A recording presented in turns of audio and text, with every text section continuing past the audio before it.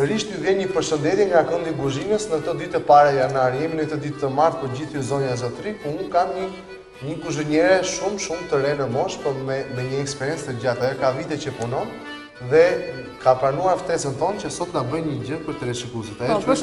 Përshëndetje shef Krenari, jemi këtu në Këndin e Kuzhinës. Ju falenderoj shumë për ftesën. Sot do bëjmë një recetë paksa tradicionale për shqiptarët, jufka dibre, por do ta modernizojmë pak me perime dhe mish lepuri.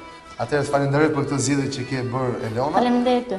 Dhe të përgëzoj për këtë recetë kaq tradicionale siç janë jufkat e dibrës dhe ju do na jepni një përpunim nga ana juaj.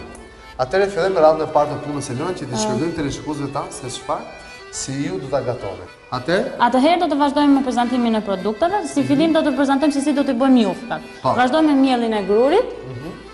Do të kemi 2 kokra veze për të bërë mielin, vaj ulliri, krip dhe piper. Për të përgatitur jufkat. Në rregull. Atëherë me çfarë do t'i gatuajmë tjetër jufkat pasi? Do kemi mishin e lepurit. Po, kemi zgjedhur kofshën e lepurit. Kemi zgjedhur salcën e domateve, si janë të konservuara, ullind, kemi 2 kërpura champignon, kemi edhe një karrotë dhe majdanoze. Edhe kripun e piperit që dihet që janë në çdo. Këto janë të gjithë përbërësit e Elona. Të bëj edhe një këshill, flisni shumë mirë, po më pak avash që teleshikuesit tanë ta ndjekin mirë. Atëherë fillojmë me radhën e punës. Unë po ju ndihmoj, po liroj të. Po, shumë faleminderit. Ashtu që do të vazhdojmë të ta hedhim në tavlinën e punës mielin e grurit. Po. Më jepni mua. Po. E hapim në tavlinën e punës mielin, edhe në 100 gram miell do të hedhim 1 kokër veze. Po, 1 kokër veze. E shtojmë. Po. Dhe kështu bëjmë radhën e parë. Do të hedhim piperin e zi. Do të hedhim edhe kripën. Po.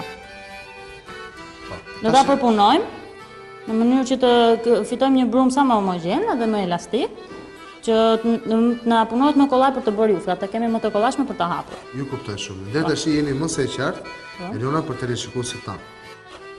Ja, pra zëm kështu brumin e makaronave. Jufka. Të respektojmë krajinën e dibrës. Po. Është një kënaqësi Elona që ju pranua ftesën për të na dhënë një sugjerim për teleshikuesit tanë. Dhe këtë recetë jufkën e dibrës ju po e modernizoni pak, duke shtuar kërpullat, edhe mishin e lepurit. Atëherë përpunojmë brumin derisa të arrijmë një masë homogjene. Do ta përpunojmë. Okej, faleminderit.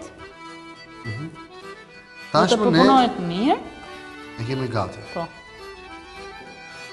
Për ta hapur sa më mirë ose sa më kollaj petën, do të i hedhim pak miell sipër.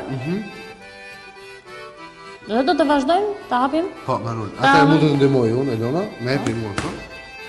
Faleminderit. Marrim rulën edhe do ta përpunojmë në tavlinën e punës. Ta hap. Java një propozim vërtet i këndshëm. Të respektojmë çdo krajinë të Shqipërisë. Ju pëlqen do pak dibra që ju po na sugjeroni këtë recetë? Nuk kam qenë ndonjëherë. Po më vjen ky frymëzim Elona që ju po bëni këtë recetë kaq të ndoshta për t'i dhënë teleshikuesve sa më shumë receta gatimi. Po, ju falenderoj.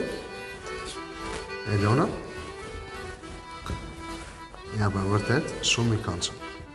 Ne nuk më thatë para se të fillonim transmetimin tonë, për që ju do na sugjeroni, më thatë që ju këtë jufk, dhe këtë lloj makarone që ju po bëj, ju nuk do ta zihen, nuk kanë nevojë të zihen, sepse mieli është i freskët, edhe është shumë brumi i butë dhe hapet kollaj dhe nuk ka nevojë. Thjesht një kavërdisje në digan do t'i bënte shumë mirë, edhe nuk do prishesh. Një zierje me gjellë. Po, bashkë me ingredientet e tjerë. Vërtet një propozim i thjesht për teleshikuesit tanë. I thjesht edhe i shijshëm. Atëherë, i theksojmë edhe një herë brumin pasi teleshikuesit tanë janë duke na ndjekur. Kemi shtuar të mielli i grurit. Po, të mielli i grurit. Vezën, kripën edhe piperin e zi. Dhe kemi bërë të masë homogjene, pa ujë. Pa ujë.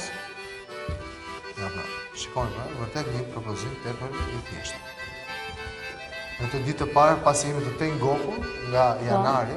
Nga festat. Në janar kemi nevojë për disa receta delikate, pasi... Po, pasi për festat.